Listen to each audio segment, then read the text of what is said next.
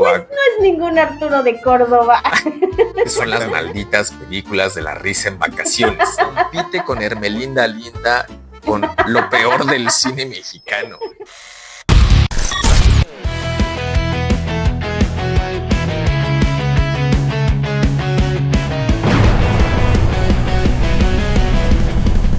Frases como ahí está el detalle, buenos días pescaditos y purititas gardenias blancas son algunas de las que nos hacen recordar al cine mexicano y las que nos convocan el día de hoy a conocer su historia. Gracias por estar aquí en Entre Risas y Cenizas. Le doy la bienvenida a mi compañera Sandy. Sandy, buenas noches. ¿Qué onda? ¿Cómo estás?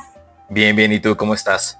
También aquí lista para darle al tema que está larguísimo, pero tal como dices, hay frases del cine que nos marcan, que hasta la fecha tú dices purititas gardenias y yo me río. Exactamente. Por supuesto que sí. ¿Cómo anda el calorcito por allá por la capital? No, estás en la capital, estás en Veracruz. No, perdón. Sí, es lo que pasa. Bueno, aquí en la capital no sé cómo esté, pero aquí en Veracruz está durísimo. Hemos tenido sensaciones hasta de 46 grados, entonces durísimo, fuertísimo, pero pues aquí soportando, ni modo. Soporta. Exacto. Pues bien, el tema de hoy, amigos, es la historia del cine mexicano. Es un tema extremadamente amplio, así que trataremos de abordar algunos puntos históricos relevantes. Trataremos de también dar algún tipo de anécdota, hacer un poquito de memoria de lo que significa el cine mexicano para nosotros. Y pues para poderlo abordar vamos a ir dividiendo el tiempo en algunos lapsos que nos van a ayudar a entender mucho mejor esta compleja historia del cine mexicano. Y para empezar, pues nos vamos al año de 1896. Nos vamos ahí porque es cuando llega el cinematógrafo a la Ciudad de México. Es una Ciudad de México, es un país gobernado por don Porfirio Díaz, que está al mando del poder, y que desde París pues nos llegan los enviados de los hermanos Lumière con un nuevo invento, un invento que por ahí también Alva Edison, si no mal recuerdo, ya estaba trabajando en los Estados Unidos, pero ellos lo traen a México. Es correcto. Lo traen a México porque el mismo Edison no los deja entrar a Estados Unidos. Edison es un personaje ahí medio nefastito que quizás algún día hablemos de él. El punto es que nos llega el cinematógrafo y don Porfirio Díaz y la sociedad mexicana se enamoran de inmediato de este nuevo invento, donde podemos ver imágenes que se mueven y que nos hacen recordar algunas cosas. ¿Cómo ves cómo llega esta parte del cinematógrafo, Sandy? Súper interesante. Fíjate que, o sea, imagínate para aquella época donde pues técnicamente a duras penas había fotografías que de repente lleguen y te muestren que ya hay muñequitos, bueno, no muñequitos, personitas moviéndose, pues debe de haber sido como que, wow, estamos al límite de la tecnología. Exacto. Pero, y fíjate que yo encontré un dato que decía que el índice de suicidios y de peleas callejeras bajó después de que empezaron a proyectar películas y eso, porque pues yo me imagino que la gente estaba muy aburrida y pues me mato, ¿no? Entonces, y sí, o sea, está documentado que a partir de que empezaron a proyectarse esas pequeñas peliculitas que al principio eran nada más como que Don Porfi a caballo en Chapultepec, Don Porfi despidiéndose de su familia, ¿no? Y, o sea, eran como que la sensación ahí, pero pues bajó el suicidio, ha servido de algo. Sí, y es que la sociedad mexicana y el mismo don Porfirio se enamoran de inmediato del cine. Tan es así que don Porfirio es la primera persona mexicana en ser filmada, ¿no? Le hacen unas tomas por ahí en el bosque de Chapultepec. Lo interesante pues es ver la figura de don Porfirio en movimiento, ver que ya desde entonces había tortas a 5 varos y ya había puestecitos que te ofrecían pintarte la cara, Y pues Y ahí, changuitos miones, ¿no? exactamente, todo eso siempre existió, estuvo desde siempre ahí en el bosque de Chapultepec. Esa es la primera filmación que se tiene registrada.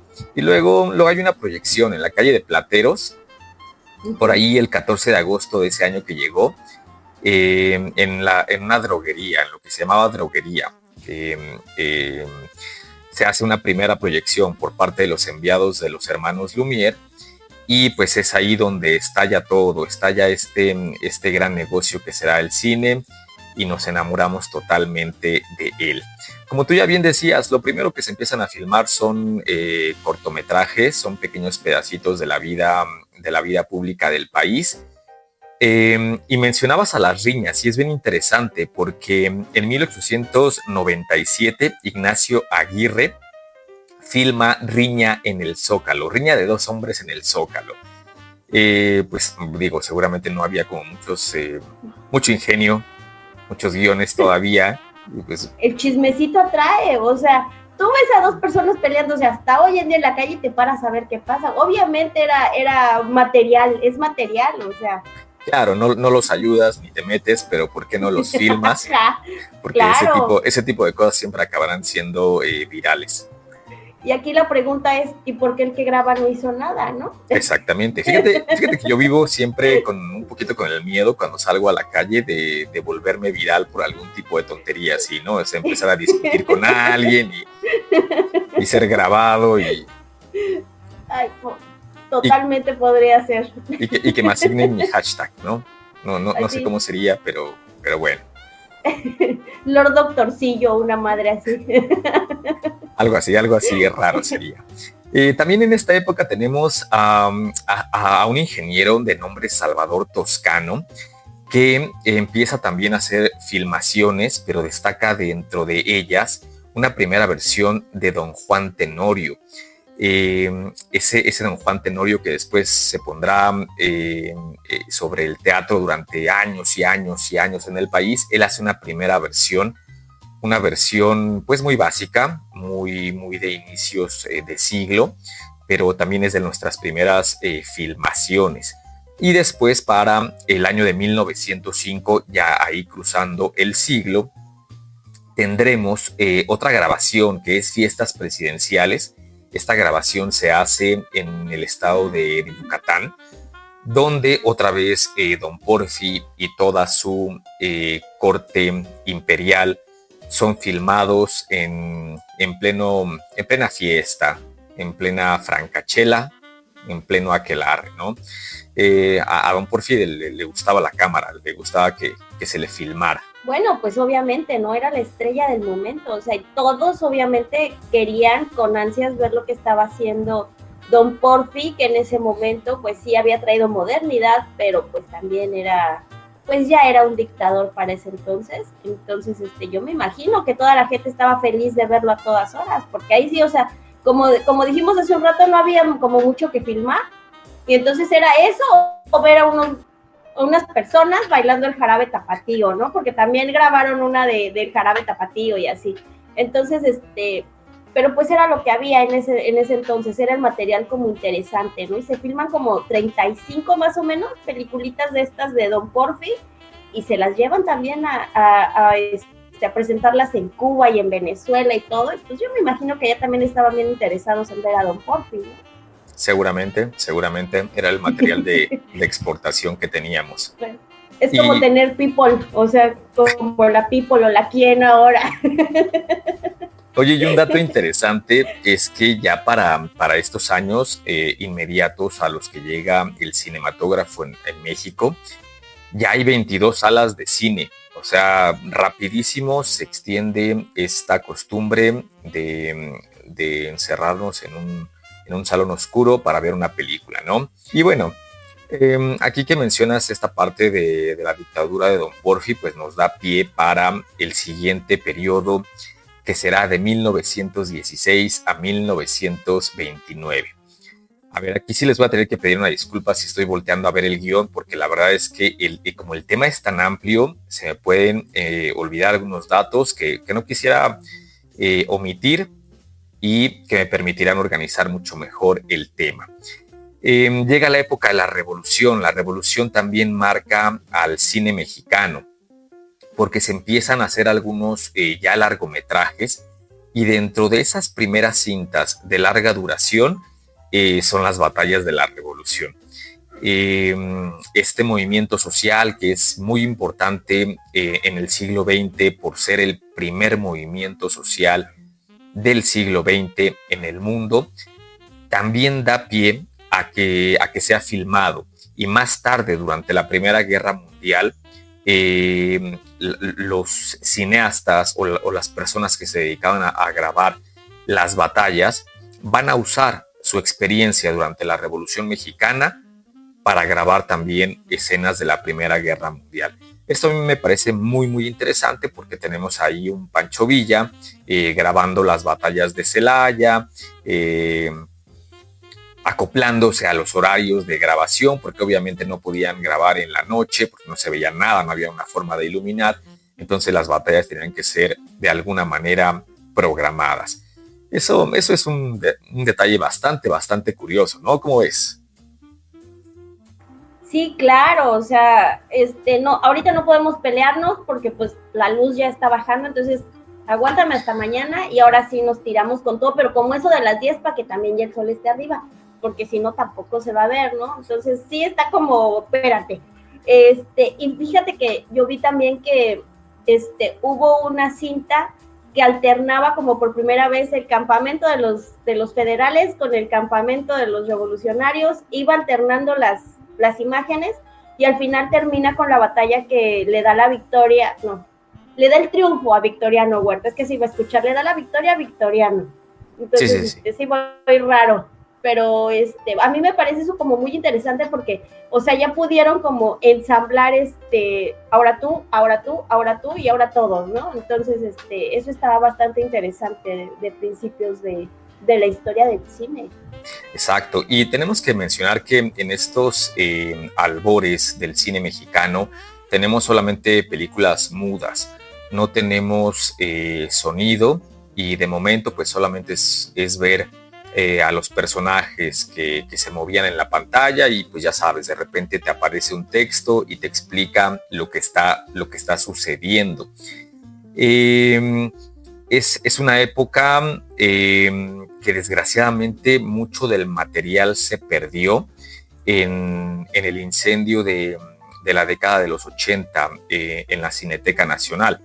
Me estoy adelantando mucho, pero aquí lo quería mencionar porque mucha de esa filmografía ya no podemos acceder a ella, ¿no? Está claro, perdida. Y pues hubiera sido bastante interesante ver las tomas de cómo era la ciudad, cómo era la vida en la provincia, cómo eran los pueblos, cómo era la gente. Desafortunadamente, claro, pues ya no lo podremos observar, sí, ¿no? En un accidente que ocurrió en la Cineteca porque se quemó todo. Se quemó. Accidentalmente. Guiño, guiño. Y más adelante mencionaremos un poquito por qué, ¿no? O sea, por qué mencionamos qué había ahí en la Cineteca que hace que se queme, ¿vale? Así es. Pues nada, también es una época, a ver, para 1919 hay una película muy emblemática que se llama El Automóvil Gris. El Automóvil Gris está basada en hechos reales, y afortunadamente es una de las pocas películas de esa época que sí podemos todavía observar. De hecho, está totalmente disponible en la plataforma de YouTube. La banda del Automóvil Gris pues nos habla de un grupo de ladrones que más o menos por allí de la época de 1915 se dedicaban a robar joyas y se dedicaban a asaltar pues a los ricos de la época, ¿no? Hay por ahí una anécdota de cómo se meten a la casa de Gabriel Mancera y pues le dan baje con todas las joyas a don Gabriel y a su familia. También curioso de esta película es que la escena del fusilamiento de los miembros del Automóvil Gris es totalmente real. Y otro de los datos también que me resultaron bien importantes es que en su época la banda era dirigida por un general carrancista. Entonces ya vemos cómo la historia de México se repite, se repite, se repite, y los mismos que nos gobiernan son los mismos que nos atracan. Eso nadie lo puede negar, ¿no? Ay, me sonó tan familiar. ¿Tan actual? Dios mío. Sí, o sea, ¿no daba mañaneras Carranza o qué? No, seguramente sí, ¿no? Se levantaba y también daba su mañanerita. Desde San Juan de Ulúa cuando andaba acá. Oye, tenemos algunos actores también que podemos mencionar en cada una de las épocas para no hacer esto. Espera, yo tengo un dato del auto gris, de la banda. Sí. Para 1930 le intentan poner sonido, pero la verdad les queda pa'l perro. Entonces, pues bueno, de todo lo que duraba la película, lo tuvieron que hacer más corto por el sonido y todo, pero bueno, ese era un datillo que les quería dar de esa película. Sí, es que justo en esta época que tú mencionas de los 30, de los 1930, empieza ya como a querer emerger el cine con sonido. Y por ahí va a haber un ingeniero mexicano, Joselito Rodríguez, nuestro tío, que va a ser un invento que va a revolucionar el sonido y va a permitir tener un cine sonoro. Y es que, a ver, hay que decirlo, los Rodríguez estamos en todo, ¿no? Está Joselito Rodríguez aquí, obvio, inventando el sonido para el cine. Después está Ismael Rodríguez dirigiendo a Pedrito Infante. Están los hermanos Rodríguez también en el automovilismo. Somos una plaga, por favor, contrólennos. José Luis Rodríguez, el Puma, el también Puma, un cantante. O sea, que no. Somos una plaga. Todos, en todo andamos. Somos una plaga. No somos una plaga, somos una bendición para los pueblos del mundo. Sí. Y yo creo que se debería de legislar, o sea, yo creo que se debería de legislar la cantidad de parientes que tenemos. Por favor, hagan algo. Imagínate cuántos somos. ¡Oh, Dios mío! Eso sí, no hemos hecho daño tanto como los López. Por ejemplo, con los García, no, hombre. Los López Portillo. Los López que mataron a la abuela en los García. Por eso, los de los García. Y los López actuales. Continuamente, regresa a donde estabas antes. Bueno, pues como les decía, en esta época hay algunos actores que ya vale la pena mencionar, como Manuel de la Bandera, Carlos Villatoro. Encontramos a un muy joven Joaquín Pardavé, René Cardona. También hay actrices como Mimi Derba. Mimi Derba, todos la ubicamos porque es la mamá de Jorgito el Bueno en la película de Dos tipos de cuidado. Pero ella viene desde la carpa, viene desde esta época de ser bailarina, de estar en los primeros inicios del entretenimiento en México. Y va a ser muy, muy importante durante los primeros años del desarrollo del cine. Ella incluso va a producir y va a financiar algunas de las películas. Vamos a encontrar también a Lupita Tovar, que para la siguiente época de la que vamos a hablar, que va de los años 1929 a 1936, protagoniza la película Santa, que es la primera película con un sonido ya integrado, donde podemos escuchar diálogos. Y aquí hay varios datos importantes de esta película, porque para hacer Santa se trae a toda una gama de ingenieros, productores provenientes de Hollywood, para que de alguna manera la producción de Santa sea lo más apegado a lo más avanzado que existía en el cine de esa época. Santa, que es pues básicamente una película basada en el libro de Federico Gamboa, nos lleva a un México pues muy rural, nos lleva a Chimalistac, nos lleva a San Ángel, y toca una trama de una chica que llega a la ciudad, y pues ya saben, la ciudad la maleduca y termina siendo alguien. Exacto, la corrompe totalmente, termina siendo pues una mujer de la vida galante. si usted pero no... siempre de buen corazón, pero siempre Sí, de buen corazón con y se buenos encuentra... sentimientos. Es uno de los guiones que más se van a usar Es correcto. durante la época, durante mucho tiempo en el cine, ¿no? O sea, Sí, es lo que te iba a decir, durante toda la historia del cine siempre volvemos a ese tipo de historias, de ¿no? situaciones, exactamente. Uh-huh. Pues bueno, también en 1932 hay un director extranjero, hay un director soviético de nombre, y perdón si lo pronuncio mal, Sergei Eisenstein. Creo que lo estoy diciendo bien, si no, por favor, siéntanse en la libertad de corregirme en los comentarios. Y viene a filmar a México varios cortometrajes, si así se les puede llamar, de momentos de la vida rural, paisajes, temas provincianos, lo que era el México de ese 1932. Es financiado por directores hollywoodenses, pero al final le quitan un poquito el presupuesto, le quitan toda la filmografía y su material lo veremos hasta muchos años después, ya totalmente compilado en algo que se llamó Viva México.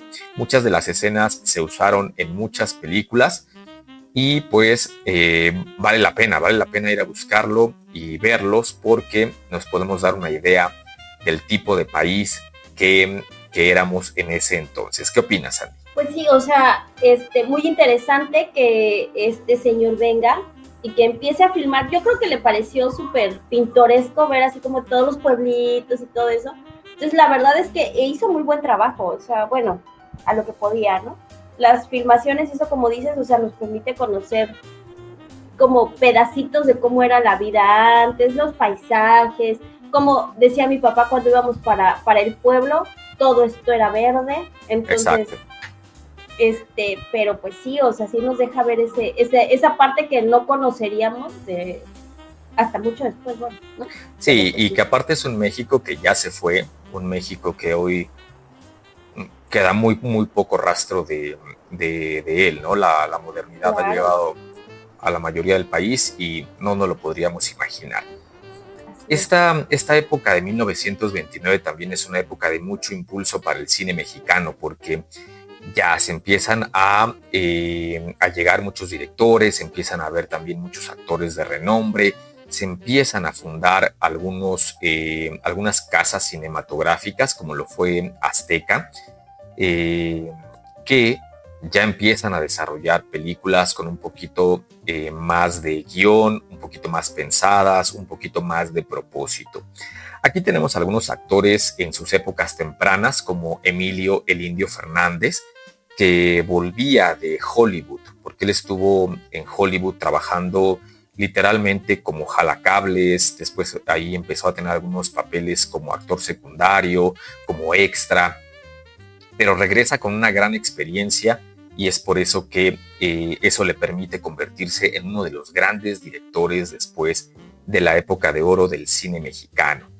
Tenemos también actores de la talla de Domingo Soler y toda la dinastía Soler, Fernando Soler, Andrés Soler, que más adelante en diferentes épocas pues no tendrán papeles inolvidables, ¿no? Como el tío Laureano o Fernando Soler con el papá siempre enojado, con ese papá estricto, que nos hará de llegar Don a Cruz Treviño de la Garza y Garza. Con Don Cruz, exactamente, ¿no? Entonces, pues aquí están en una época muy jóvenes todavía.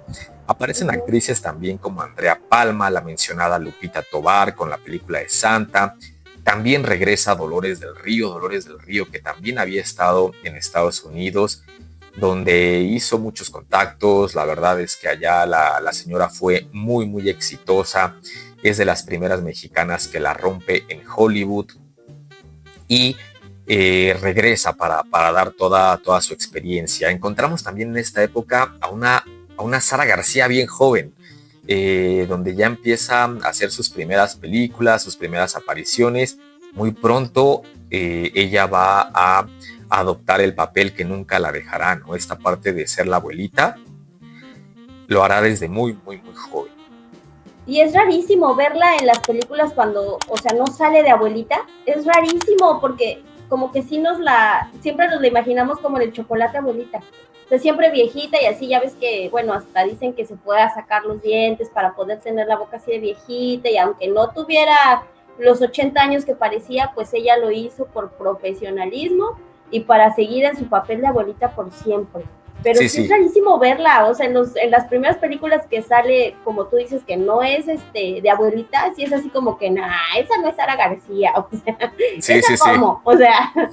Sí, es muy extraño verla. Incluso te diría que es, a ver, no sé si es un sesgo, pero incluso podríamos decir que lo hace mal, ¿no? Ya después en los papeles de abuelita pues, sí le salía muy bien, pero la verdad es que no me sentiría con el ánimo de enjuiciarla, yo que no sé absolutamente nada de cine.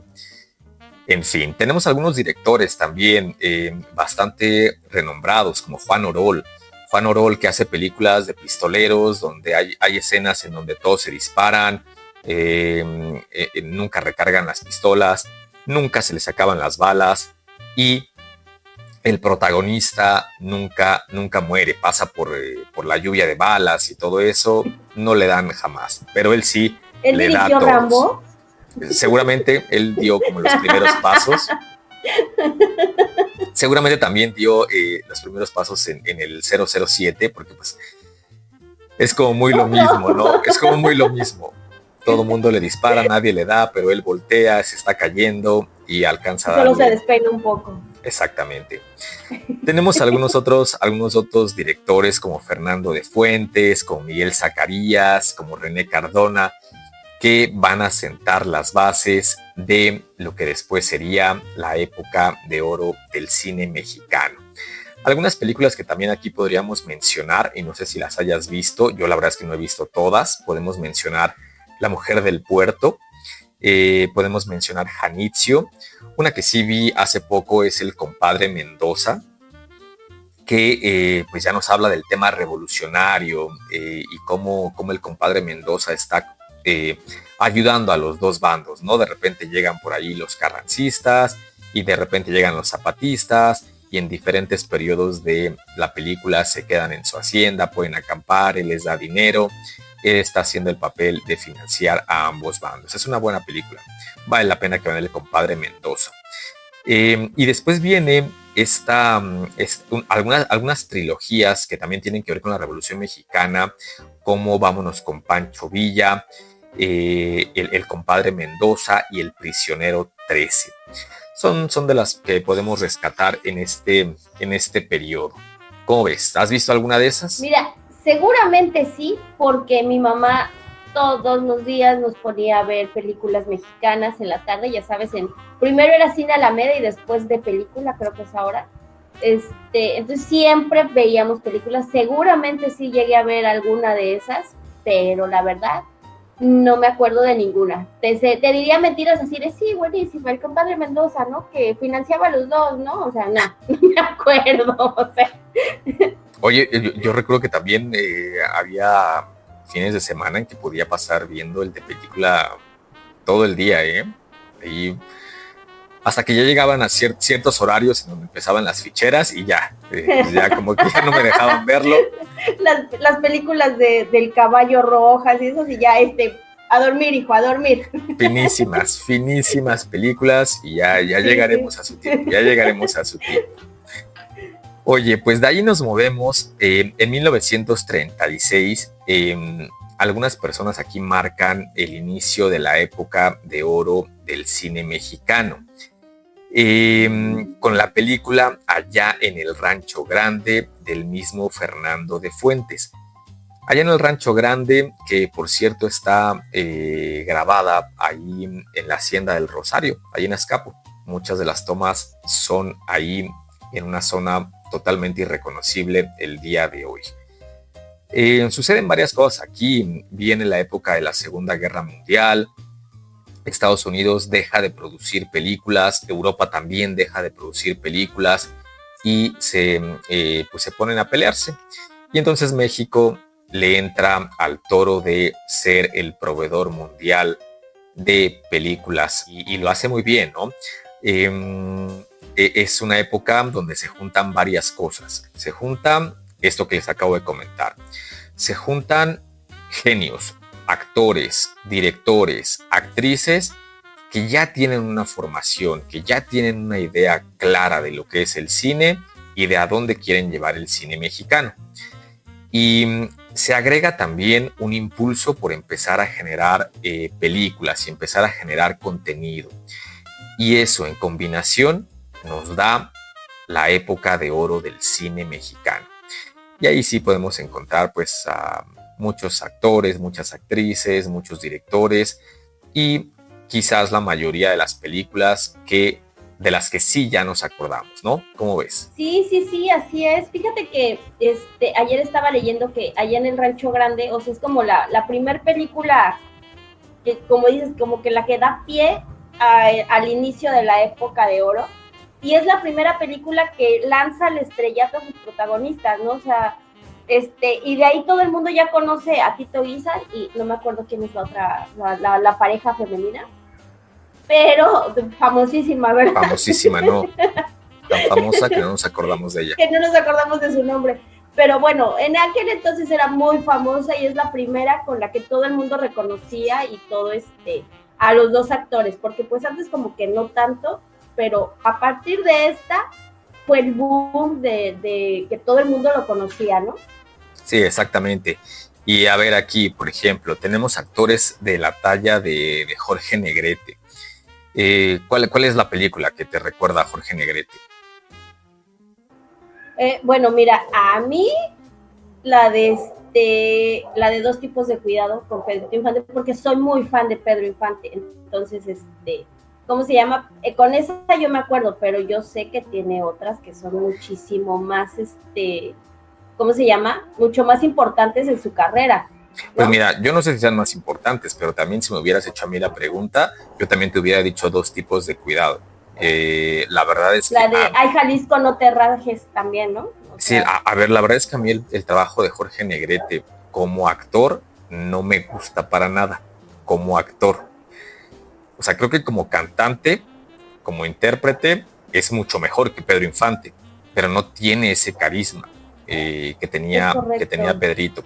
Entonces ahí queda, ¿no? El comentario de Jorge Negrete. Tenemos a Pedrito Infante, que representa a este provinciano que llega a la capital y que la rompe, y todo el mundo quiere ser Pedro Infante y todo el mundo quiere ser el estereotipo de persona que es en las películas. Dato importante de Pedrito pues es que no bebía. Él realmente, aunque en sus películas siempre la hacía de este personaje ebrio, bebedor, en la vida real no lo era. Todo lo contrario, practicaba muchísimo ejercicio. El señor estaba pues muy, muy fuerte, o sea, muy, muy, muy fuerte. Y aparte tenía un carisma enorme. Y pues por ahí creo que el único vicio ahí bien documentado pues es las mujeres, ¿no? O sea, eso sí no se le podía quitar. Tenemos algunos otros actores como Tintán, que empiezan a hacer comedia en México. Yo por ahí tengo la duda y a ver si me puedes sacar de esta duda.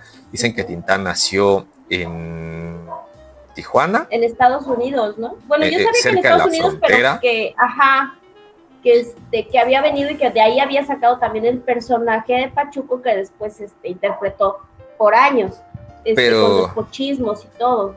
Pero luego también acá en Ciudad de México, hay en la calle de Hidalgo, hay un hostal en donde también te presumen que ahí nació Tintán. Entonces, pues ahí como que me hago bolas, no sé realmente dónde fue.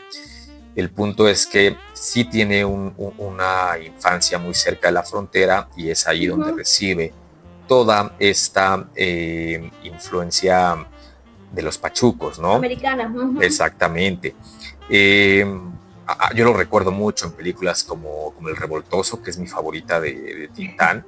Me encantan todas las escenas que hay ahí, ¿no? Pero tiene otras, El Ceniciento, La Máscara del Zorrillo, Calabacitas Tiernas. Y luego el Mareado. La mancuerna que hace con Marcelo me parece genial. También me hace reír mucho las Así es. secuencias con Tuntún. ¿Sí es Tuntún? Ah, sí, sí, el chaparrito. Exactamente, ¿no? Pues me pareció una comedia pues bastante buena. Sí. También es la época de Cantinflas. Mira, a mí Cantinflas sí me gusta el personaje de Cantinflas. Ujú. Mario Moreno al parecer era un asco de persona en la vida real. Sí, no, bueno, estamos hablando ahorita de como actores, ¿no? Porque híjole, sí dicen que era una persona horrible, aunque ya ves que Chofis dice que era buenísima persona, que trabajó con él, ¿no? Ah, esa sí no me la Chofis es sabía, ¿eh? nuestra, Chofis es nuestra abuelita, para los que no sepan, y ella decía que trabajó en su casa limpiando, según yo, y que buenísima persona. Venga. Eso dice Chofis, pero pues como que es una sola persona contra el mundo alrededor que dice que era una persona asquerosa y detestable. Pero eso no lo opino yo porque yo ni lo conocí. Quién sabe si será cierto. Pero bueno, fuera de eso, a mí la verdad es que su comedia no me gusta tanto. O sea, sí reconozco que era bueno el señor, pero a mí no me gusta. Y aquí dicen que siempre está eso de que si, por ejemplo, te gustan a ti las películas de Tintán y eres fan, no te gusta tanto la de Cantinflas. Sí, sí, sí. Y al revés, si te gusta lo de Cantinflas, no te gusta tanto la comedia de Tintán. Entonces, pues yo soy Team Tintán. Tintán no, Tintán. Oye, mira, es que a mí Cantinflas me gusta mucho en sus inicios. O sea, me gustan mucho las películas que hacen sus inicios, porque después hay una segunda parte de Cantinflas donde se vuelve un Cantinflas moralista y todas sus películas son yo soy el personaje que da el discurso, que te enseña, que te dice qué es lo que está bien, qué es lo que está mal. Eso ya no me agrada tanto. Hay por ahí pocas cosas rescatables, pocas secuencias, pero pues bueno, déjenos en los comentarios quién es su favorito. Tintán, Cantinflas, Pardavé, porque también Pardavé tiene unas películas buenísimas. Sí, también.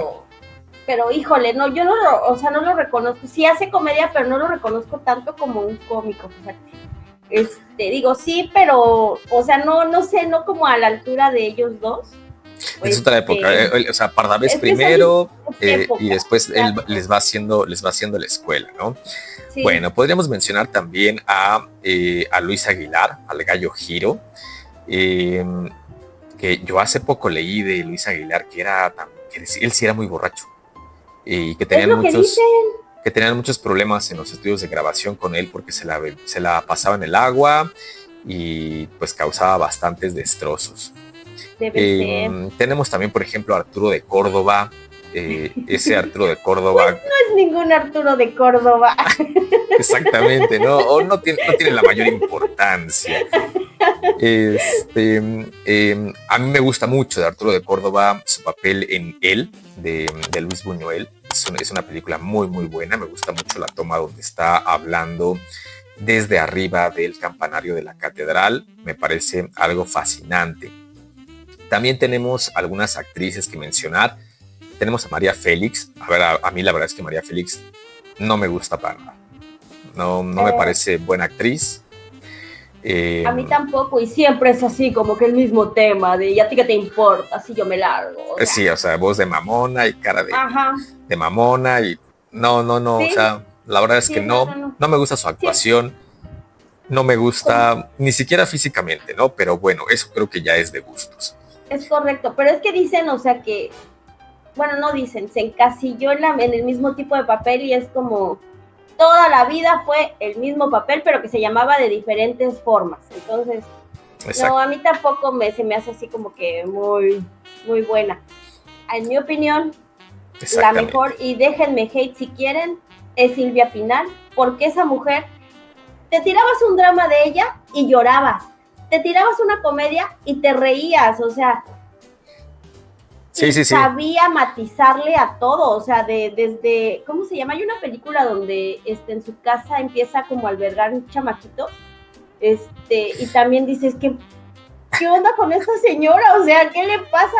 Pero pues es que es muy buena actriz la mujer, o sea, bueno. Es que Silvia Pinal era muy versátil, o sea, a ver, yo Silvia Pinal me acuerdo del papel que hace con Pedro en Ay, como el El Inocente. Inocente. Es buenísima esa película y el papel de Silvia es muy buena.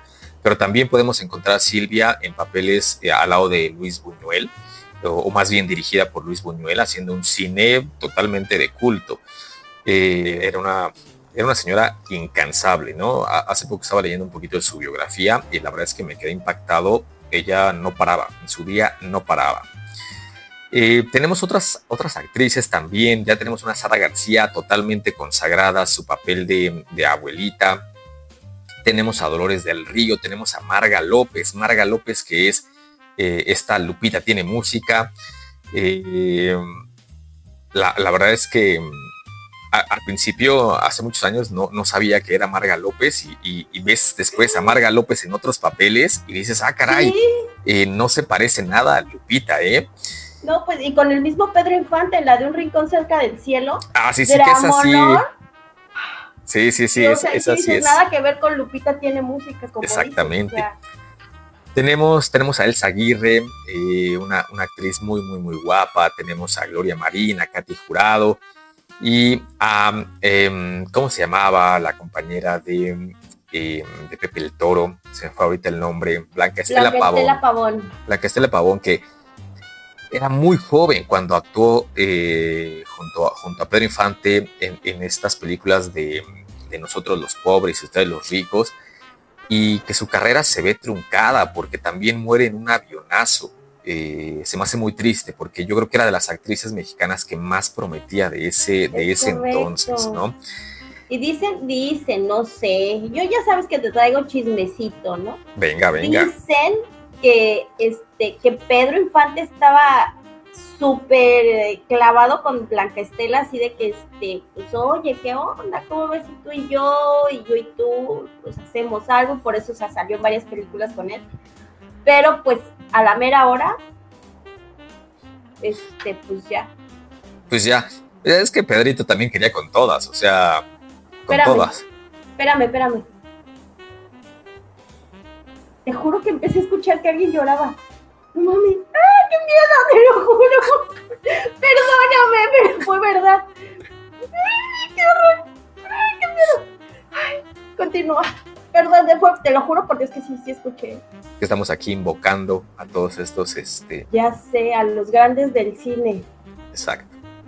Bueno, te decía, ¿no? Que seguramente fue cierto porque Pedrito, pues, quería con todas. Sí. Muchas le hicieron caso, también muchas se le negaron, porque sabían la fama de Pedrito, ¿no?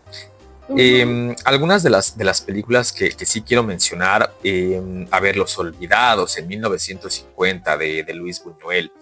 Por ahí de la mitad de los 40 llega Luis Buñuel a México, que es un cineasta surrealista y que venía como un poquito con esta parte de ya se acabó mi vida como cineasta, pero acá la retoma y entonces filma Los Olvidados, una película que el gobierno ve y dice, esto tú no lo vas a exhibir aquí, porque muestra la más cruda realidad de una ciudad, de un país. De los barrios marginados y la vida tan dura que llevaban. Y contra un gobierno que estaba tratando de decir, mira, somos la modernidad, pueden venir a México, aquí todo está bien. Te digo que todo es actual, o sea, te digo que todo es actual y todo es un círculo vicioso asqueroso. Sí. Pero es hasta que Luis Buñuel se lleva a Los Olvidados a Europa, en donde la ven y dicen, esto es efectivamente es cine. Exactamente, y entonces regresa a México y ahora sí todos en México, Luis Buñuel, bla, bla, bla, lo queremos mucho, qué gran cineasta. Y empieza otra época de Luis Buñuel en el cine mexicano, donde él empieza a filmar pues un cine que a veces resulta extraño, pero que sí es un cine de muy, muy buena calidad. A mí me gusta mucho. Y hasta la fecha, perdón, la fecha, Los Olvidados está considerada la mejor película de la historia de México. Entonces, ahí te habla del nivel para que hayan pasado tantísimos años y esa película siga siendo la mejor de la historia. Entonces, la verdad es que sí, esa película marcó un antes y un después, por llamarlo. A mí me gusta muchísimo por la ciudad, o sea, cómo se ve la ciudad de ese entonces, y me gusta mucho porque 1950 seguramente es el tiempo en que nuestros abuelos llegan a la Ciudad de México. Ese debió ser el paisaje y ese debió ser el ambiente que ellos debieron haber vivido. Ahora, pues sí, está considerada como la mejor película mexicana, pero o sea, me parece injusto que dejen de lado tan fácilmente al chanfle haciendo... ¿Por qué? No, es que, o sea, es que esas sí están en otro nivel, o sea, sí. Está La Risa en Vacaciones, del 1 al 320 que hicieron quién sé cuántas películas, luego está Vacaciones del Terror y abajito debe estar el chanfle y todas esas de Chespirito. Oye, que mira, siempre tenemos gustos culposos y yo quiero confesar que uno de mis gustos culposos en materia de cine son las malditas películas de La Risa en Vacaciones. Por alguna razón pasito si es... Tun -tun, sí, o sea, por alguna razón si estoy de malas y las pongo... tu día se arregla. Sí, o sea, como que fluye la cosa y bueno, pues ni modo. ¿Cuál es tu gusto culposo en ese sentido? Yo también tengo que confesar algo y yo fui a ver esas películas al cine. Wow. Y no nos las perdíamos porque pues obviamente, o sea, teníamos como que 10 años cuando salieron esas películas. Bueno, igual tú más chiquito, ¿no? Pero, sí, o sea, sí. Es que son como, creo que la primera es del 89 y después ya todas las demás son en los 90. Entonces tendríamos ahí como 7, 10 años cuando salieron esas. Obviamente, pues mis papás nos llevaban, ¿no? Pero pues yo también iba así como muy a gusto, la verdad, a verlas y no nos las perdíamos hasta que empezaron a sacar muchas muchachas en bikini y empezó a haber pleito ahí entre mis papás porque pues ya sabes, papelito para la baba para mi papá porque pues, viendo a las muchachonas en bikini, la otra, ¿qué estás viendo? Entonces, oye, es que sí, ya serían, hoy serían totalmente fuera de lo políticamente correcto, ¿no? Porque pues sí, era otra época, veíamos la vida con otros ojos. Así es. Pero bueno, llegamos al año de 1957. ¿Y mi gusto culposo? Ah, pero no era ese. No te lo dije, no, o sea, yo te estoy contando mi experiencia con tu gusto culposo. Venga. Mi gusto culposo es Vacaciones del Terror. No, Vacaciones del Terror es buenísima, o sea, perdón, pero... Pues sí, pero pues, o sea, tampoco es como que muy buena así la muñeca esa atrás. Ay, no, o sea, déjate de eso. Pedrito Fernández volando por la habitación. Obvio, siendo... Sí.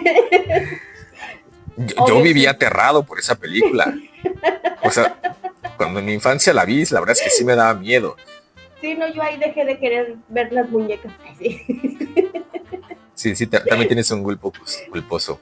Ya muy sé. Culposo. Regresemos a la historia. Pues les decía, llegamos al año de 1957, específicamente al 15 de abril, cuando nuestro querido Pedrito Infante, en un avionazo en la ciudad de Mérida, pues se desvive. A él le gustaba mucho la aviación, le gustaba mucho ser piloto y su avión falla y fallece. Este evento es importante, no solamente por hacer la conmemoración de ese evento, pero porque también se considera el fin de la época de oro del cine mexicano, o por lo menos de la primera época de oro del cine mexicano. De ahí vamos a pasar ya a una época donde empezamos a entrar a los años 60, donde el cine empieza a perder un poquito de impulso. También es cierto que durante la época de oro se agotaron los temas, ¿no? O sea, primero eran como los dramas, la comedia ranchera, todo este tipo de situaciones clásicas de ese tiempo se empezaron a agotar. Y también la sociedad mexicana empezó a cambiar. Y uno de los aspectos que marcan a la sociedad mexicana para los años 50 y 60 es la llegada de la televisión. La televisión empieza a distribuirse masivamente en los hogares y la gente entonces ya no va tanto al cine porque ya tienen un aparatito donde lo pueden ver desde la comodidad de su casa. Aquí la verdad que yo sí quiero felicitar a la sociedad mexicana de los años 60 que hizo eso, porque a mí en lo particular no me gusta ir al cine, prefiero estar en mi casa viéndolo cómodamente y sin gritos de niños y sin olores extraños. ¿Qué opinas, Sandy? No, yo discúlpame, pero yo sí difiero. A mí sí me gusta ir al cine a vivir la experiencia de ver una película con las palomitas, con tu refresco y sentarte a chacharear. Si te compras las palomitas mucho antes de que empiece la película, para cuando empezó ya te las acabas. Sí, sí, sí. Pero ese no es el tema, o sea, el tema es disfrutar viendo así todo y, o sea, recientemente ya ves que pasan así de que las reacciones del público en algunas películas y es maravilloso estar ahí de repente ¡oh! Y todos, ¿no? O sea, ¡oh! Dios mío, o todos riéndose, o sea, a mí sí me gusta vivir esa experiencia, lo siento mucho, yo sé que es pues a los Grinch no les gusta tanto, prefieren quedarse en su casa a ver los éxitos de Netflix, pero pues yo sí prefiero ir al cine. No, yo sí ahí difiero contigo, la verdad es que sí prefiero quedarme en casita. Llegamos a una época bastante curiosa porque se empieza a filmar en México el cine de la nueva ola. Y dentro de esta etapa también se empiezan a filmar cine de luchadores. La Bestia Magnífica del director Chano Urueta es la primera película de este género, que inaugura todo un género en el cine mexicano. La verdad es que el cine de luchadores se vuelve muy popular, es muy barato hacerlo y es muy rentable para las casas de cine. Entonces pega con todo. La verdad es que ahí el Santo peleando contra medio mundo, contra las mujeres vampiro, contra la Llorona, contra las momias. Contra las momias de Guanajuato es una joya, porque todos corrían despavoridos y las momias caminando. Sí, o sea, es brutal, ¿no? O sea, la capacidad de imaginación. Exactamente. Entonces, durante los años 60 se empiezan a filmar ese tipo de cosas, el cine viene un poquito como para abajo. Pero hay algunas cosas rescatables. Por ejemplo, aquí atrás de mí tengo a la maravillosa Pina Pellicer, que en 1962 hace junto con López Tarso Días de Otoño, que es también una de las películas, de mis películas favoritas del cine mexicano. Pina tuvo una vida corta, ella termina desviviéndose muy poco tiempo después de hacer esta película. Y bueno, López Tarso hasta hace poco, ¿no? Que se nos fue, pero es un actorazo que también en 1960 hace Macario, dirigido por Roberto Gabaldón. Buenísima. Sí, y he escuchado ahí de historias de Roberto Gabaldón de que era un director muy, muy exigente, que de verdad llevaba al límite a los actores y a las actrices y los hacía filmar una y otra vez para que quedara pues como él lo estaba imaginando, ¿no? Pues en Macario lo logró absolutamente, o sea, Macario es un peliculón, es de mis películas favoritas, junto con el libro, no hombre. Sí, o sea, es de esas que salen en el 9 y pues no te la pierdes. Es correcto, sí. Oh. Sí, todavía sí con tu vela y tú también cuidando ahí tu... Sí, a fuerza que sí. Tenemos también en esta época películas como de la época del rock and roll, ya sabes, ¿no? Con Enrique Guzmán, se me fue el nombre de este otro chico. César Costa, Angélica María, exactamente. Alberto Vázquez. Todos ellos que, bueno, hay muchas películas de ellos que la verdad, mi mamá era súper fan de esas películas, entonces también obviamente las veíamos. Y la neta a mí me divertían mucho. Hay muchas películas muy buenas, pero yo no sé si es de esta época, pero Abel Caín y el otro, con Enrique Guzmán, César Costa y Alberto Vázquez pues no sé si considerarlo un gusto culposo, pero es buenísima. A mí me encanta y me río cada vez que la veo. Sí, no, y a ver, hay que saber para qué es cada película, ¿no? Y no vamos a intentar decir que César Costa merecía el Ariel, el Oscar, ¿no? Pero sí. La verdad es pues son películas que algo nos dejan y algo tienen que las vuelves a ver.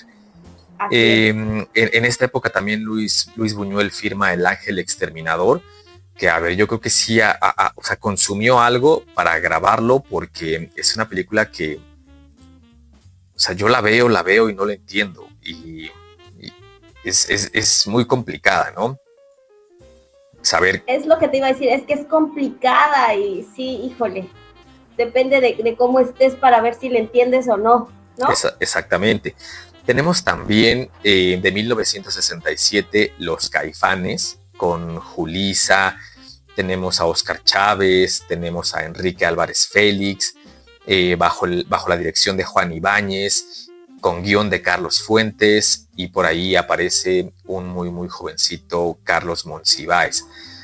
Esta es mi película favorita de todo el cine mexicano. La verdad es que mi madre fue la que me animó a verla, y una vez que la vi, yo quise caminar el centro de la ciudad y conocerlo todo. O sea, la verdad es que sí, me marcó bastante.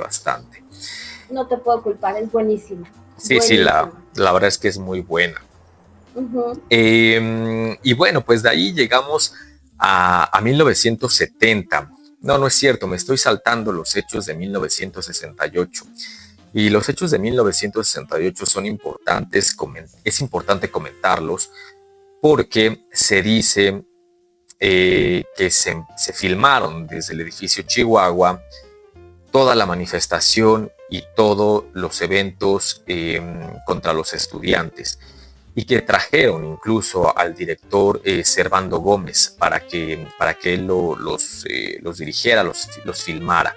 Le dieron mucha lana, le dieron rollos para filmar, les dieron cámaras de las más modernas para esa época. El chiste es que esos rollos después se pierden y no salen a la luz.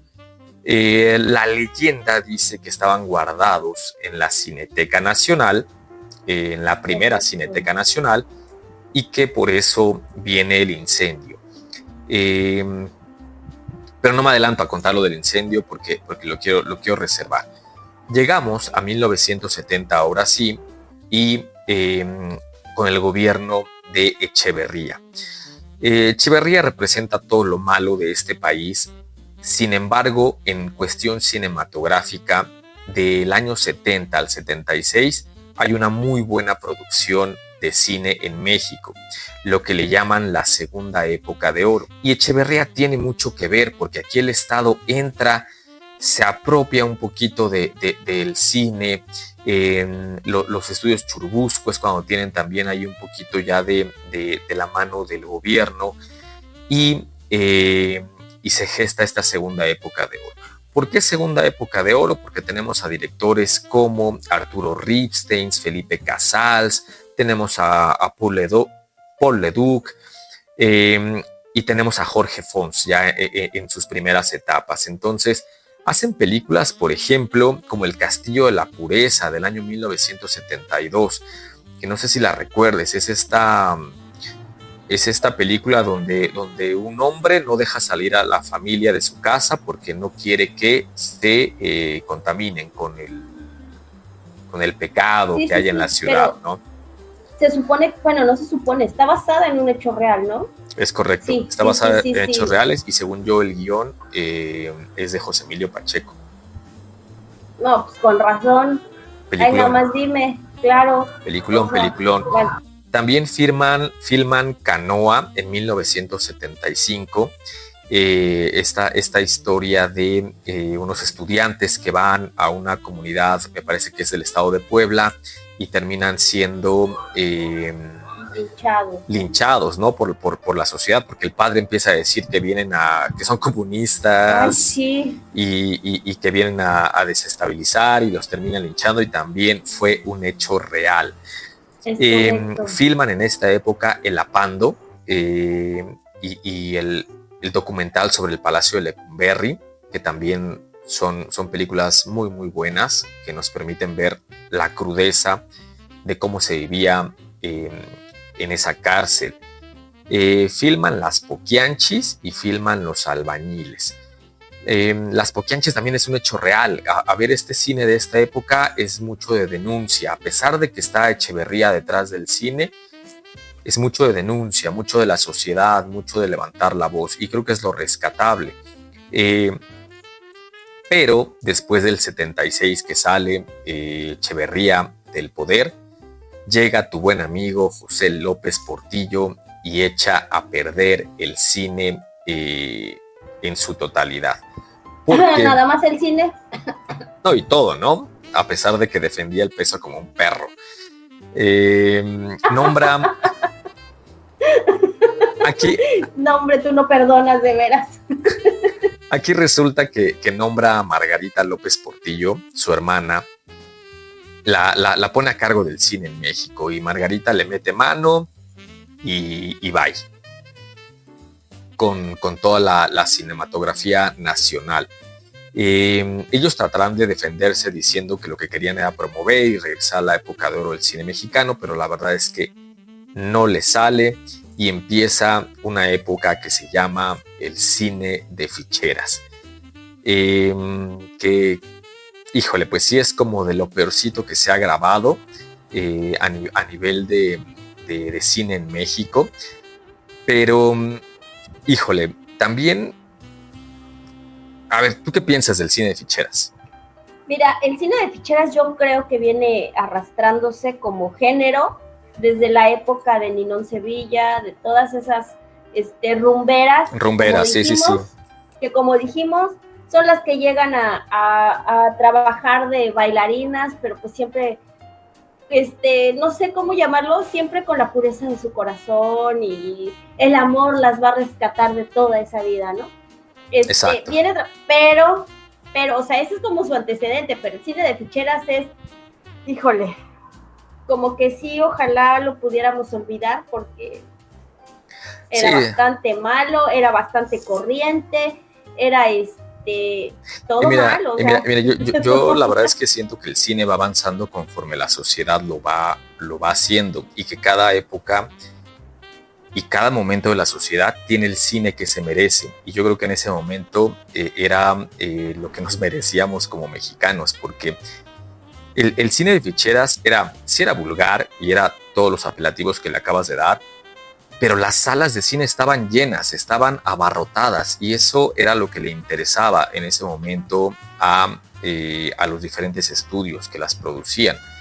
Entonces, sí, bueno, es que, o sea, en esa época, pues obviamente era una sociedad más reprimida y estar viéndole las gomas a Sasha Montenegro en el cine, pues estaba bien porque pues estamos todos juntos, compadre, ¿no? O sea, exactamente. Era lo que necesitaban ahí los hombres.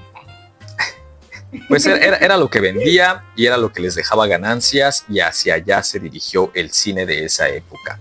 Podemos recordar ahí películas como Bellas de Noche de 1975, Tívoli también del mismo año, Las Cariñosas, Muñecas de Medianoche, La Pulquería y demás finísimas filmaciones que se hicieron durante esa época.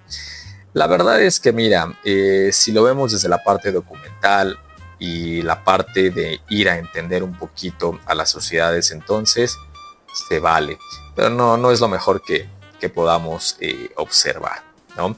Sí, después nos llega también el sexenio de Miguel de la Madrid y las tragedias de San Juanico, la explosión de gas y el temblor de 1985. Y creo que este es el punto más bajo de la cinematografía en México, porque también años atrás se había fundado Televicine, que es básicamente pues, Televisa haciendo películas, ¿no? Y es cuando se filma pues estos churros, por ejemplo, de Hermelinda Linda. O sea, a ver, yo creo que Hermelinda Linda es lo peor del cine mexicano. ¿Qué te pasa? Cola de lagartija. Digo, ¿qué te pasa? Y era Chachita, ¿no? Sí. Y el Pachocha. Fíjate, yo creo que ese es también de mis gustos culposos, Hermelinda Linda.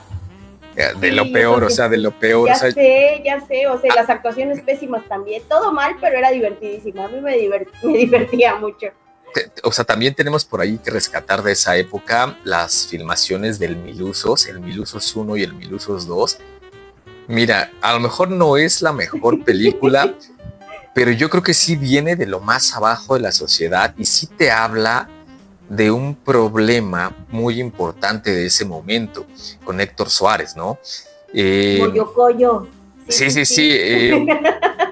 Hay momentos sublimes del Milusos, la verdad es que sí lo tenemos que decir. Cuando creo está destapando el baño. Exacto, o sea, yo creo que también sería de mis gustos culposos si la pasan ¿por qué no? La veo. Me claro. la chuto. Sí, sí, sí. Y bueno, pues usted decidirá ahí qué película de ese entonces podría ser su gusto culposo. Hay varias opciones. Y pues le llegamos a los 90, ¿no? Con el nuevo cine mexicano. Por ahí hay películas como Agua para Chocolate, que también es una de esas películas que empiezan a retomar un cine de un poquito más de calidad.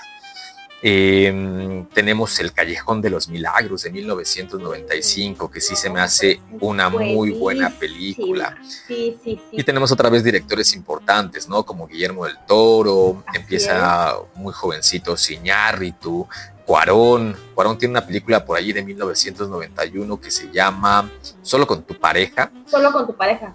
Que la película es medio mala, pero la parte final donde está en la torre latinoamericana a mí me gusta mucho. Es un Jiménez Cacho también muy, muy joven para esa época.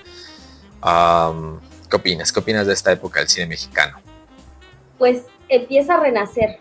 Después de que a nosotros, en nuestra niñez, el cine mexicano era ir a ver la risa en vacaciones, era ir a ver Vacaciones del Terror, que honestamente pues no eran buenas películas.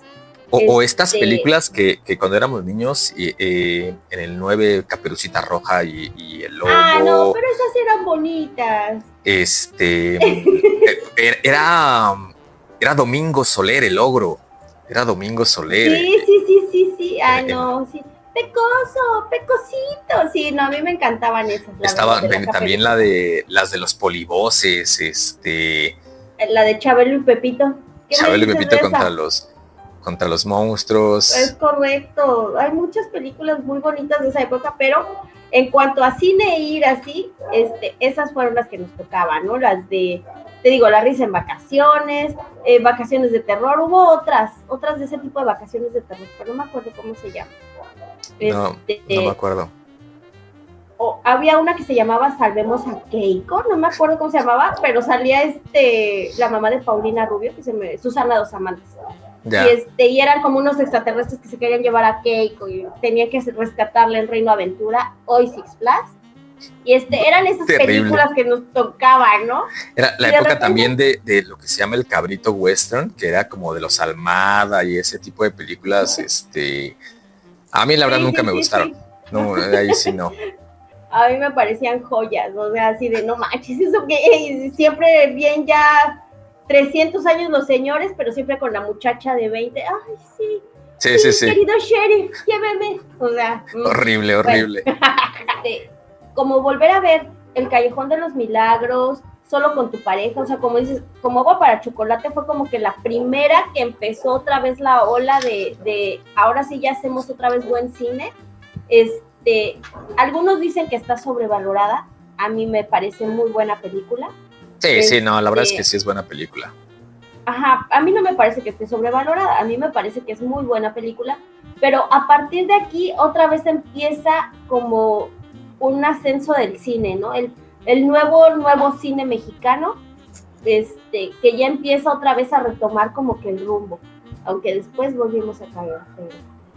Sí, no, a ver, hay películas también rescatables, ¿no? Al final de la década de los 90, como La Ley de Herodes, que nos enseña un Damián Alcázar, pues también joven. Buenísima. Sí, o sea, esa es de las clásicas. Por ahí también de los 90 hay una que se llama Vivir Mata, con guión de Juan Villoro, que también me parece excelente. No sé si es de los 90 o ya tirándole un poquito más al 2000, pero... Creo que Vivir Mata es de por el 2002, por ahí más o menos. Sí. Pero de todas formas es la misma época. Debió ser, ¿no? Porque también, a ver, ya cruzándole el milenio, ya después de los 2000, pues se vienen producciones muy buenas, como Amores Perros, que yo me acuerdo que iba en la secu cuando Amores Perros salió, y pues sí, o sea, sí la primera vez que la vi, la verdad es que sí me impactó bastante, me quedé como muy, muy enganchado con la historia, y de vez en cuando la regreso a ver. De esa época también debió haber sido El Segundo Aire, con Jesús buenísima. Ochoa. Pumas Gol, Pumas Gol. Exactamente. Pumas Gol. Claro, buenísima. Debió haber sido también por ahí en la época de Amarte Duele. Así es. ¿No? Sí. La verdad es que es mala, Amarte Duele es mala, pero por alguna razón me gusta, ¿no? ¿Qué te pasa, Renata? No, sí, o sea, a mí sí me gusta. La verdad es que la verdad es que sí me gusta, pero pues tampoco creo que sea la mejor película. ¿Sabes cuál creo que está sobrevalorada? Perdón. Sexo, ¿cuál? Sudor y Lágrimas. Ese se me hace que está súper sobrevalorado. O sea, yo creo que lo importante, buena, pero... O sea, yo creo que lo importante de esa película es que aborda ya temas que empiezan a ser, que eran tabú, o sea, que increíblemente eran tabú para ese entonces, ¿no? Pues sí, quizás no es la mejor película, pero a mí sí me cae bien Susana Zabaleta, entonces... No, sí, o sea, yo no digo que sea mala película, es buena película, o sea, cuando se muere, ¿cómo se llama el personaje? ¿Tomás? Ajá. Sí, cuando se muere, sí dice uno, no manches, ¿cómo es posible? Y el osito y su Cirilo, ¿no? Se llamaba el osito. Exacto. O sea, es una buena película, pero tampoco es así, wow. A mí yo le tengo mucho cariño a esta película, pero también se me hace sobrevalorada, es la de Tu Mamá También. O sea, la primera vez que la vi, pues sí te impactas, porque o sea, es la apertura total, ¿no? Empiezas con una escena muy fuerte, un lenguaje muy, muy fuerte, después el beso que se dan. Que ese beso que se dan no es el primer beso de ese tipo en el cine mexicano. En la época de los 70, Roberto Cobo, el Jaibo, en una película que se llama El lugar sin límites, ya había hecho una escena así de fuerte. No era tampoco nada nuevo, pero bueno, pues sí te impacta. Te digo, yo era como la primera vez que se volvía a ver una imagen de ese tipo, exacto, de dos hombres besándose. ¿Qué onda? Y luego descubrir por qué la película se llama Y Tu Mamá También es así como de ¡no manches! ¿no? Sí. La verdad es que yo le tengo mucho cariño a la película, no se me hace la mejor película, pero sí que me gusta, me lleva a una época pues como muy representativa de mi vida, ¿no? Se vienen muchas, o sea, se viene por ahí también Rudo y Cursi, ¿cómo se llama? Matando Cabos. Matando Cabos es mala también. Es muy mala, pero es de esas películas que también te atrapan y la ves. Y si Matando Cabos es mala, la segunda parte, no sé si la has visto, hay una segunda parte, es horrible. O sea, también compite con Hermelinda Linda, con lo peor del cine mexicano. La verdad es que yo no sé cómo es que aceptaron hacerla, porque pues, yo la empecé a ver, la dejé 20 minutos y la quité y dije, no puede ser, o sea, arruinaron totalmente la historia. Creo que sí es de esos grandes fracasos. Sí, o sea, es mala. O sea, mal guión, mala actuación, mal todo lo que quieras. Malo todo, no manches. Bueno, o sea, es que si la primera tampoco es así como que wow, la historia súper buena, pero pues se defendía, o sea, te entretenía. Pero si dices que está horrible, sí te creo. Terrible. No tiene nada que ver con la primera, o sea, no tiene nada que ver con la primera. Y yo creo que es donde radica su maldad. Y pues bueno, llegamos un poquito al cine mexicano actual. Llegamos con estos grandes directores que ya han ganado los Óscares. Llegamos a películas, por ejemplo, como Roma, que a mí en lo particular sí me gusta Roma, pero creo que tienes que ser un habitante de la Ciudad de México para entenderle y tienes que haber vivido un poquito esas épocas para entenderle. Y si no lo hiciste, pues creo que sí, Roma es como algo como de, ¿y eso qué? Incluso rayando en lo aburrido, ¿no? ¿Quieres que te diga la verdad? Sí, suéltalo. No he visto Roma. ¿Cómo crees? No se me antoja verla, o sea, no sé, como que mucho, generalmente cuando eso pasa, llego con una expectativa así de, no manches, va a estar buenísima. Ajá, sí. Y me decepciona. Entonces, y como no se me ha atravesado en la vida así como que, pues está, la veo, la neta es que no la he visto. Entonces, voy a creer en tu palabra de que es buena, de que, o sea, yo como habitante de la Ciudad de México en muchos años de mi vida, probablemente sí la entienda, pero pues la veré, será mi tarea del fin de semana y después te digo mi opinión. Perfecto. Ustedes también déjenos su opinión, por favor, en los comentarios, qué les pareció Roma. De las últimas películas del cine mexicano que me aburrieron, está Bardo, de González Iñárritu. No sé si ya también la viste. Se me hace que dura mucho. Por ahí las escenas donde están en el California Dancing Club son rescatables, un poquito la parte donde están en el Alcázar, pero no, la verdad es que no me parece que funcionar. Y eso que el trabajo de Jiménez Cacho, la verdad es que sí me gusta bastante, ¿no? Hay muchas películas. Él es muy buen actor. Sí, o sea, él se me hace muy buen sí. actor, pero pues ahí como que siento que no le funcionó tanto. Tenemos algunas otras cosas de la actualidad, como por ejemplo puede ser Güeros, con Tenoch Huerta, que también me parece una película bastante interesante. Y tenemos que hablar después de todo esto, ¿no? Del cine que ahora hacen los Derbez, ¿no? Y que están Y Omar Chaparro. Sí, y sí. Gareda. Exactamente. O sea, a ver, creo que esa es la parte rara del cine actual, pero volvemos otra vez a lo que yo te decía. Como sociedad creo que eso es lo que nos merecemos, porque eso es lo que nos ponen en las salas de cine y eso es lo que abarrotamos. Y si eso es lo que vende, eso es lo que ellos van a seguir haciendo. Y también si tú quieres ir a ver una película y sabes que es producida por Derbez y te quieres encontrar algo muy cultural o algo de culto, pues creo que el que está equivocado eres tú. O sea, ¿para qué vas a ver eso? ¿No? O sea, ese tipo de películas son para el domingo un rato y se acabó, ¿no? Así es, o sea, cumplen su propósito, entretenerte. Te vas a ir a reír con una comedia ligera, con nada complicado de pensar, o sea, cumplen su propósito. Exactamente. Pero sí. Así como que tú te vayas a encontrar así como que no manches, es que me dejó pensando todo el día, no manches, o sea, pues no, quieres ver algo como eso, vete a ver El Hombre de Papel. Exactamente. De López Tarso, no manches, o sea. Ese es un peliculón, peliculón de los buenos, No, sí, es que no. Ahí odio a Luis Aguilar en esa película, te lo juro, lo odio. No, es buen papel el que hace ahí Luisito Aguilar, porque aparte se sale como del charro, del ranchero, ¿no? Entonces, la verdad es que bien ahí por Luisito Aguilar.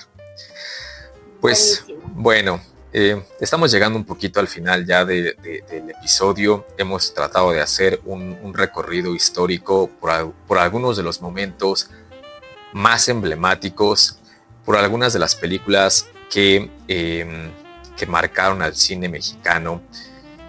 Y o sea, ya sabemos que hay muchas otras más, ¿no? Yo quiero hacer una mención como del cine de terror que salió más o menos en los 60, finales de los 60, con Carlos Enrique Taboada, que hizo películas que, bueno, o sea, Hasta el viento tiene miedo es de mis películas favoritas. Sí. Es de las primeras que yo vi que dije, no manches, o sea, y me dormía con miedo de que me empezaran a gritar en la ventana Sandy, pero bueno, porque pues, el fantasma le gritaba a Claudia, ¿no? Pero sí, o sea, y todo ese cine de esa época que fue películas como El libro de piedra, Más negro que la noche, Veneno para las hadas, no hombre. La tía Alejandra. Esas fueron, sí, no. Alucarda, sí, todas esas que marcan un cine de terror en México como otra vez, porque bueno, inicialmente igual había que si La Llorona, que si El vampiro, con Germán Robles como el vampiro eterno en esas películas, pero en esta época otra vez revive como que ese género de terror. Después, en esta nueva ola del cine de Marta y Gareda y de todas ellas, vuelven a hacer algunas, pero pues la neta es que no pegan tanto, ¿no? No. Y sí, México tiene una buena tradición en cuanto al cine de terror, pero mira, yo soy una pésima persona para ver cine de terror porque siempre estoy como de, eso no puede ser posible, ahí se les fue. Entonces, Pues no. No, recuérdame nunca ir al cine contigo a ver una película de miedo, porque así era mi papá, y la verdad es que me chocaba. Sí, porque era así de, ahí se ven los hilos, y tú déjame ver, o sea, déjame ver. O sea, yo soy así, pero si en una secuencia alguien se quiere comer un Pedro Chávez Special, pues claro que eso es real, o sea. Obviamente eso se puede. Rosita Arenas contando las propinas para sacarte de la cárcel después, claro que es posible, o sea. Exactamente, y yo quiero aprovechar aquí para mandar un saludo a Tarcisio, de la película de A Toda Máquina. ¿Sí recuerdas quién es Tarcisio? No. Es el novio de Guillermina. Es el que termina siendo maestro de artes marciales y que le quiere pegar a Luisito. Ahí se los dejo de tarea. Que vayan a investigar quién es Tarcisio. Esas películas son buenísimas, la de Escuela de Vagabundos. Escuela de Vagabundos, que es un refrito de una primera versión norteamericana. O sea, hay una primera versión en Estados Unidos, pero creo que la versión mexicana sí se la lleva de calle, ¿eh? Se la lleva totalmente de calle. O sea, es maravilloso ver a Pedro Infante en ese papel. Sí, como dijimos hace un rato, pues no es ningún Arturo de Córdoba. No, hay muchos momentos. O sea, sí. Hay muchos momentos de esa película que puedes disfrutar. Muchísimo. Pues bueno, amigos, esperemos que hayan disfrutado de este capítulo. Como dije, ya sabemos que se nos fueron muchas películas, muchos actores, muchos directores, pero la verdad es que el tema es inmenso. Por favor, déjenos en los comentarios cuál es su película favorita y cuál es la película que consideran la peor del cine mexicano. Sandy, ¿cómo te podemos encontrar en redes? A mí me encuentran en Twitter, en X, en Instagram y en TikTok como @sandungaRDZ, igualito en las tres. Ahora sí ya voy a publicar, se los prometo que esta semana sí les publico algo. Pero pues por ahí me encuentran, déjenme un comentario, por favor suscríbanse, gracias a los que han visto los videos, déjenos un pulgarcito arriba, por favor, compártanlo para que podamos llegar a más personas. Queremos lograr que mucha gente nos vea, que mucha gente aprenda de historia de una manera más relajada y divertida. Exactamente. Pues nada, muchísimas gracias por llegar hasta este punto del video. Ahí me encuentran en X como Oscar-0745. Vayan, dejen un comentario, suscríbanse al canal y no se pierdan los próximos episodios de Entre Risas y Cenizas. Hasta la próxima. Es correcto. Chao.